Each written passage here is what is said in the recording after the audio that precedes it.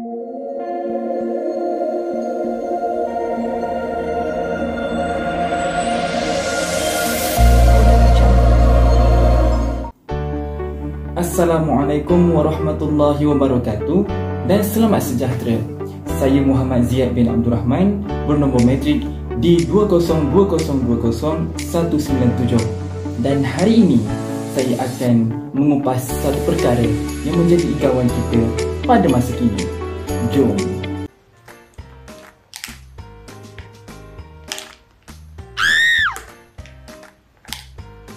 Hahaha 你怎么全吃了？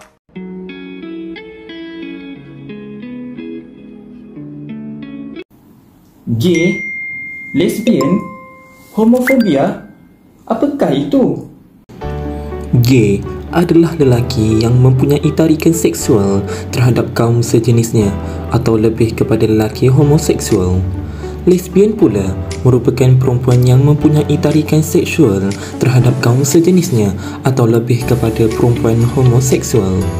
Bagi homofobia adalah kedua-dua sikap yakni prasangka dan motivasi tingkah laku diskriminasi yang merujuk kepada perasaan takut dan tidak suka terhadap gay dan lesbian. Seksualiti merupakan satu perkataan yang secara lazimnya dihubungkaitkan dengan hubungan seks antara lelaki dan perempuan. Seksualiti merangkumi segala yang bersangkut paut dengan perasaan cinta, hasrat, hubungan intim, perkahwinan, kawalan sosial, politik, ekonomi dan agama. Berpegang tangan antara kekasih adalah satu tanda seksualiti seseorang. Homoseksualiti dicipta pada tahun 1870-an sebagai satu kategori penyakit minda dan mempunyai sifat-sifat yang hanya boleh dikenal pasti oleh pakar psikiatri. Mengikut Michael Foucault, homoseksualiti pertama kali dikenal pasti sebagai satu identiti. Cuma, istilah identiti homoseksual yang digunakan buat pertama kali diberikan kepada perbuatan dan amalan yang berdasarkan cinta sejenis.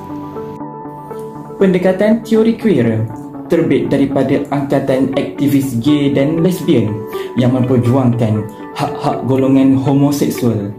Teori queer adalah serangkaian gagasan yang berakar pada anggapan bahawa identiti bersifat tidak tetap dan tidak stabil dan tidak menentukan siapa diri kita.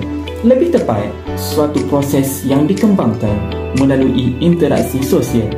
Identiti queer adalah segala perbuatan, pendirian dan gaya hidup yang melanggar norma-norma yang mengongkong identiti individu.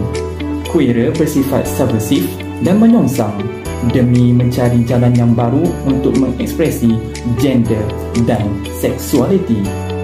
Jika gender dianggap satu konstruk sosial, yakni terbentuk daripada proses sosial dan budaya yang boleh dimanipulasi dan berubah mengikut rentak zaman, maka ia tidak timbul secara semula jadi dalam diri seorang perempuan atau lelaki. Sebaliknya, gender harus dipupuk, dipelajari, ditegaskan dan dikawal sepanjang hayat.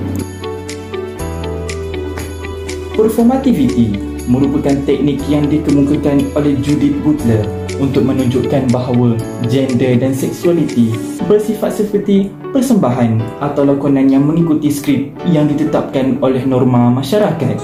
Bagi Butler, gender seolah-olah satu lakonan yang dilakukan oleh individu mengikut syarat-syarat pemakaian dan perlakuan. Dalam kata lain, gender bukan suatu yang sedia ada, tetapi suatu yang perlu diusahakan dan diulangi sepanjang hayat.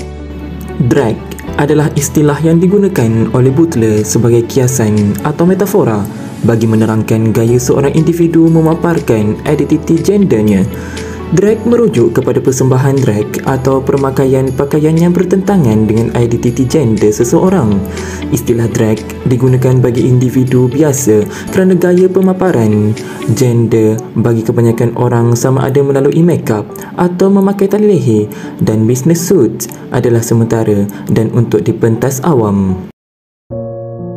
Ambillah pedoman daripada kisah kaum Nabi Lut yang melakukan perbuatan yang sangat hina dalam firman Allah, dan kami juga telah mengutus Nabi Lut kepada kaumnya.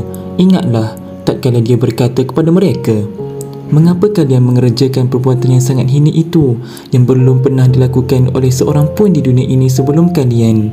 Sesungguhnya kalian mendatangi lelaki untuk melepaskan nafsu kalian kepada mereka, bukan kepada wanita. Malah kalian ini adalah kaum yang melampaui batas. Surah Al-A'raf ayat 80 hingga 81. Oleh itu, semua pihak harus bertungkus lumus dan berganding bahu bagi membanteras gejala ini daripada terus berleluasa.